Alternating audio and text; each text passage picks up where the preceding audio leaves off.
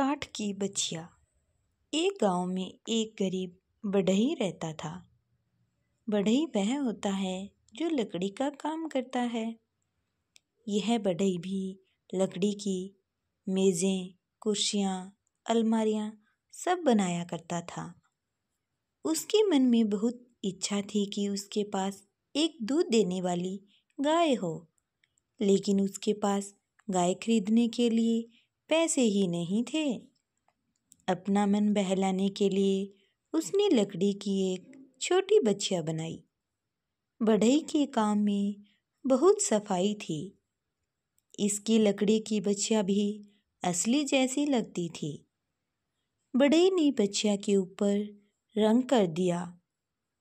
उसकी बछिया की गर्दन घूमती थी, पाँव भी मुड़ते थे और पूंछ भी हिलती थी। बढ़ई अपने आप को दिलासा देता था कि एक दिन उसकी बछिया एक बड़ी गाय में जरूर बदल जाएगी।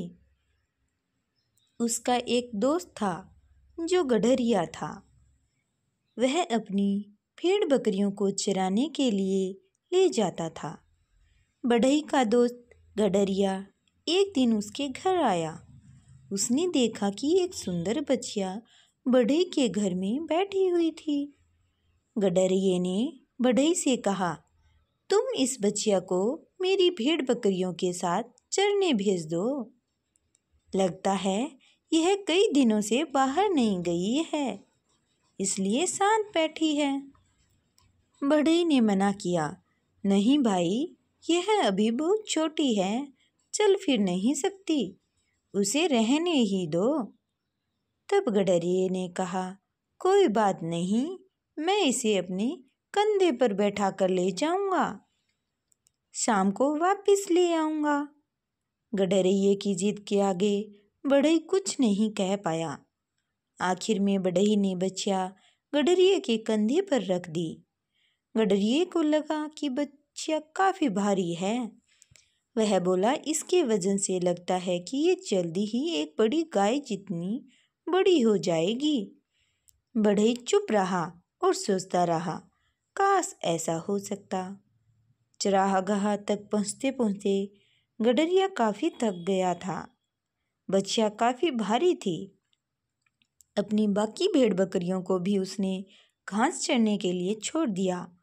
शाम को जब गडरिये ने आवाज लगाई तो उसकी आवाज पहचान कर सारी भेड़ें और बकरियां उसके पास आ गई, लेकिन बछिया नहीं आई।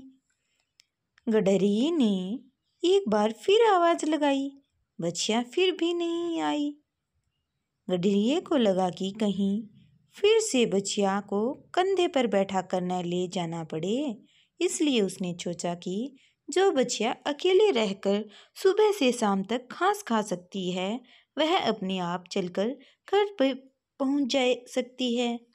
गडरिया अपनी भेड़ बकरियों को लेकर अपने घर चला गया। उधर बढ़ई अपनी बछिया का इंतजार कर रहा था। जब रात होने लगी तो वह गडरिये के घर गया और बछिया के बारे में पूछा। गडरिये ने कहा, मैंने सोचा वह अपने आप घर पहुंच जाएगी, इसलिए मैं उसे वहीं छोड़कर आ गया। क्या करता, इतनी भारी बछिया को एक बार फिर से लाद कर लाता क्या? लेकिन उसे ले जाने की जिद तो तुमने ही की थी न? बढ़ई बोला।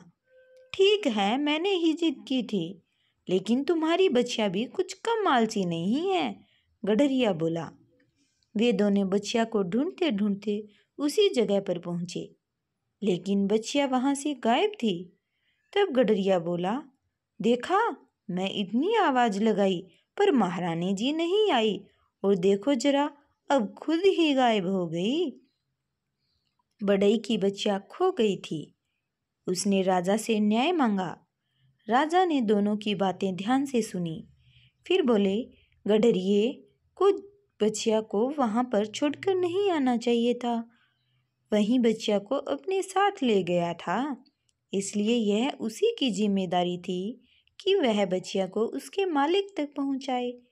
हमारा आदेश है कि गडरिया उस बछिया के बदले में दूसरी बछिया लाकर बढ़ई को दे। राजा की आज्ञा के अनुसार ऐसा ही हुआ। कुछ दिनों के बाद यह नई बच्चिया एक गाय जितनी बड़ी हो गई।